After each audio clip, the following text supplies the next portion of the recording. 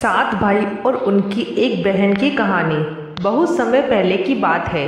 किसी गांव में एक परिवार था और उस परिवार में सात भाई बहन अपनी एक बहन के साथ रहते थे।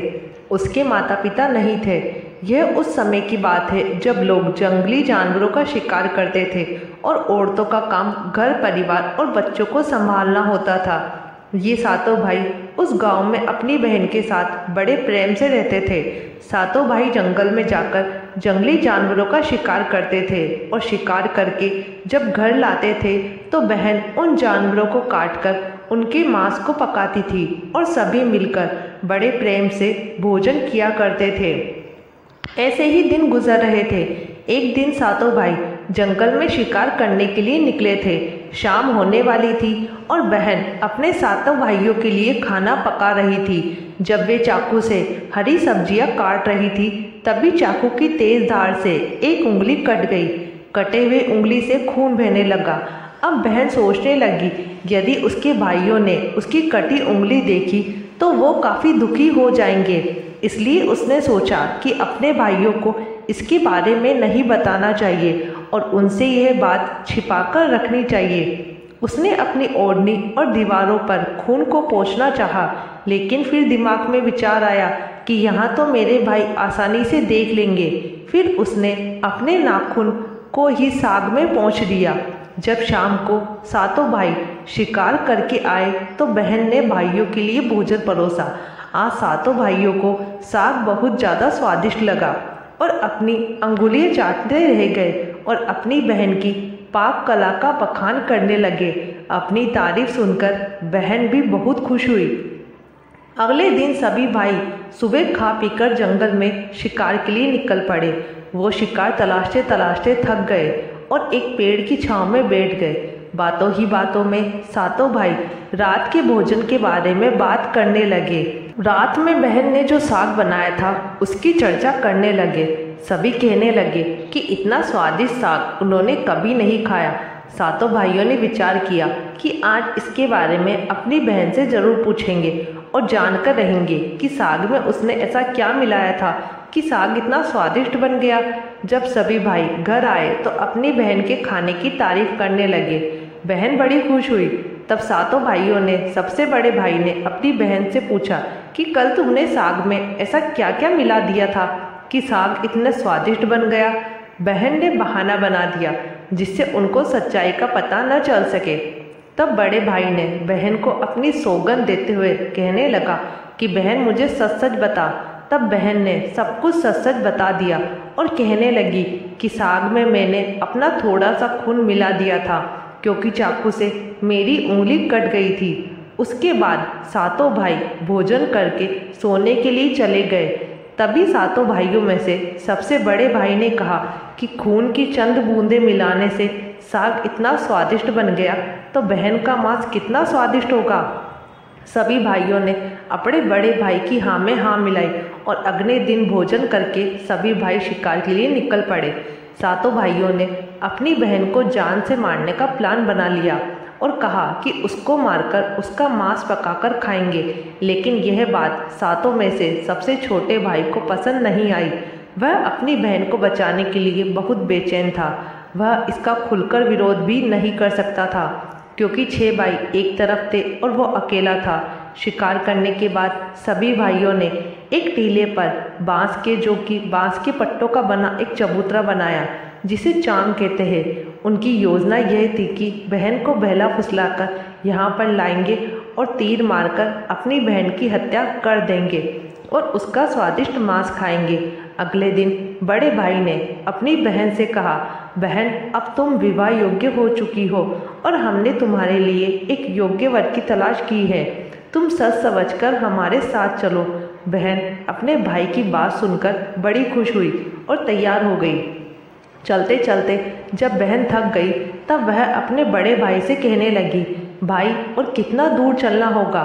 तब बड़े भाई ने कहा कि बहन अब थोड़ी ही दूर वो जो टीले के ऊपर चांग दिख रहा है वहीं पर जाना है।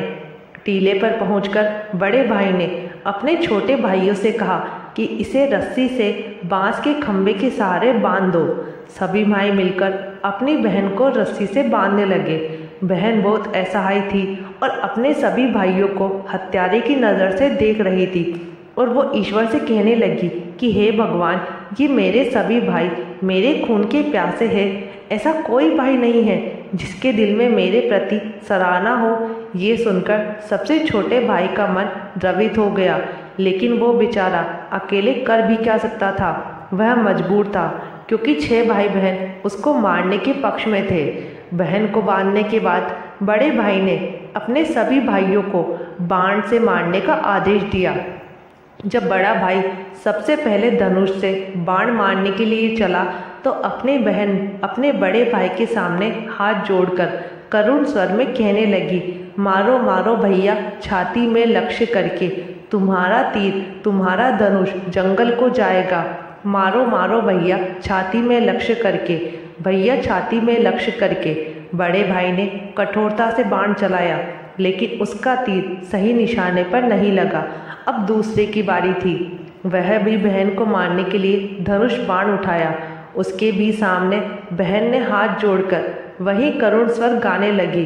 दूसरे भाई का भी निशाना विफल हो गया। इसी तरह वो 6 भाइयों ने अपनी बहन को तीर से मारने की कोशिश की, लेकिन सभी विफल रहे। अब 7वें भाई का नंबर आया और सभी भाई कहने लगे कि भाई पूरी ताकत से तीर चलाना, बहन को एक ही तीर में ढेर करना है। यदि तुम्हारा निशाना चूक गया तो तुम जिंदा नहीं बचोगे, हम सब मिलकर तुम्हें मार देंगे। बहन ने अपने छोटे भाई की जान खतरे में देखी तो अपने भाई की जान बचाने का उसने निश्चय किया और वह ईश्वर से प्रार्थना करने लगा कि हे ईश्वर, मेरे भाई का तीर मेरी छाती भेदने में सफल हो जाए। और फिर करुण स्वर में गीत गाने लगी कि मारो मारो भैया छाती में लक्ष्य करके, छाती में लक्ष्य करके, तेरा तीर मेरी छाती भेद जाए। मारो मारो भैया छाती में लक्ष्य करके मारो। छोटे भाई ने तीर चलाया और उसका तीर बहन के मर्म पर जा लगा। वह दर्द से तड़प उठी और कुछ देर झटपटाने के बाद उसके शरीर से प्राण निकल गए। बहन के मरने के बाद सभी 6 भाई बहुत खुश हुए, लेकिन 7वां भाई बिल्कुल भी खुश नहीं था। सभी भाइयों ने मिलकर बहन के शव को चांग से नीचे उतारा।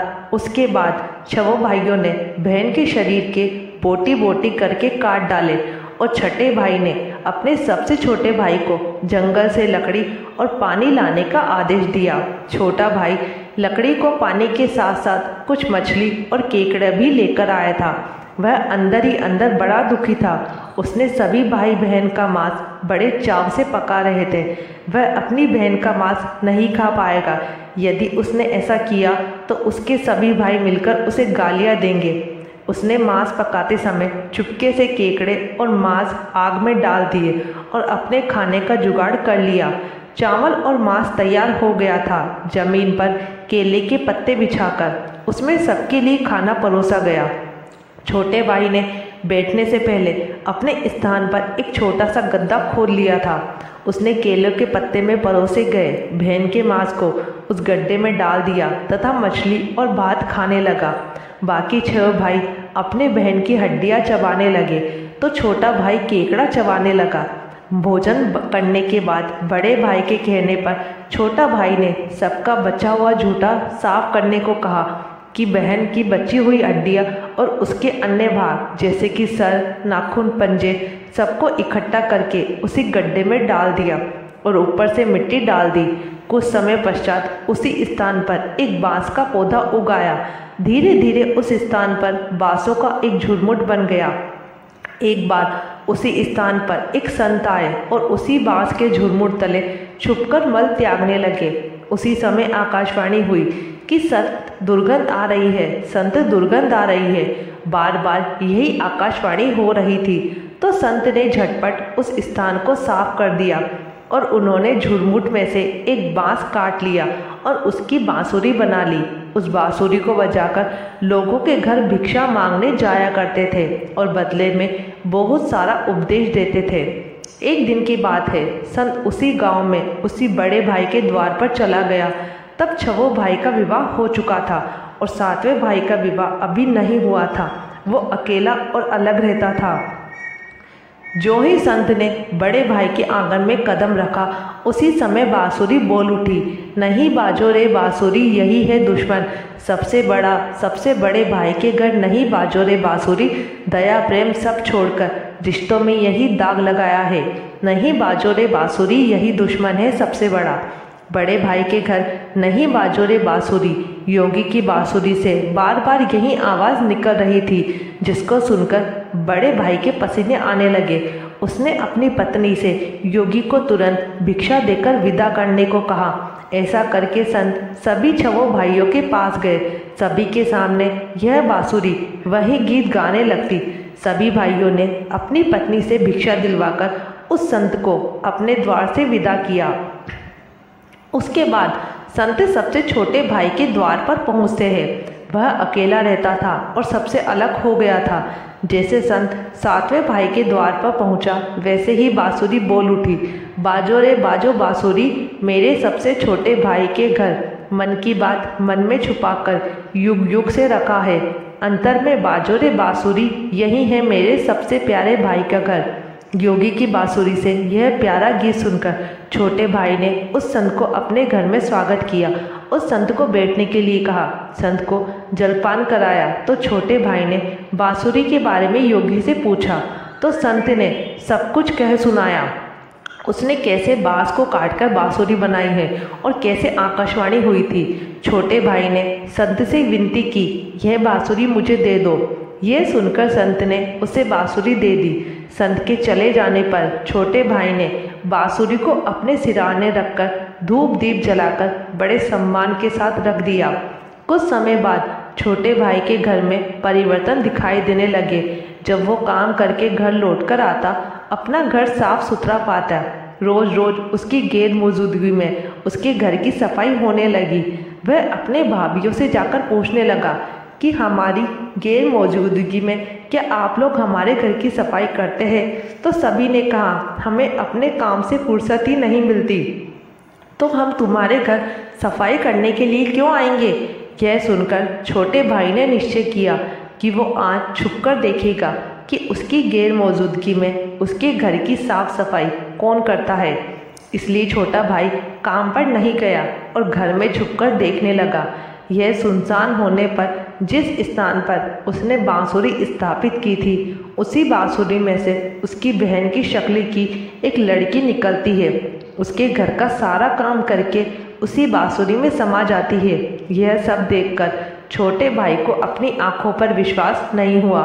उसके बाद उसने यह बात अपनी बड़ी भाभी को बताई, तो बड़ी भाभी ने अपने देवर को समझाया कि जैसे ही लड़की बांसुरी से निकले तुम उस बांसुरी को आग के हवाले कर देना। उसके बाद उस पर तुलसी जल छिड़क देना, फिर देखना क्या होता है। छोटे भाई ने अपनी बड़ी भाभी के कहे मुताबिक सारा काम किया। वह बांसुरी से लड़की के निकलते ही बांसुरी को आग के हवाले कर दिया और लड़की पर तुलसी जल छिड़क दिया। तुलसी के स्पर्श से वह लड़की मानव रूप में आ गई। भाई ने देखा तो यह उसकी प्यारी बहन थी। उसने अपनी बहन को गले लगाया। उसके बाद दोनों बहन भाई बड़े प्रेम से रहने लगे। बहन ने भाई को और भाई ने बहन को अपना लिया और दोनों उसी घर में प्रेम पूर्वक रहने लगे। तो दोस्तों, आपको ये कहानी कैसी लगी? वीडियो अच्छी लगी हो तो प्लीज़ चैनल को लाइक शेयर सब्सक्राइब जरूर कीजिएगा। Thank you.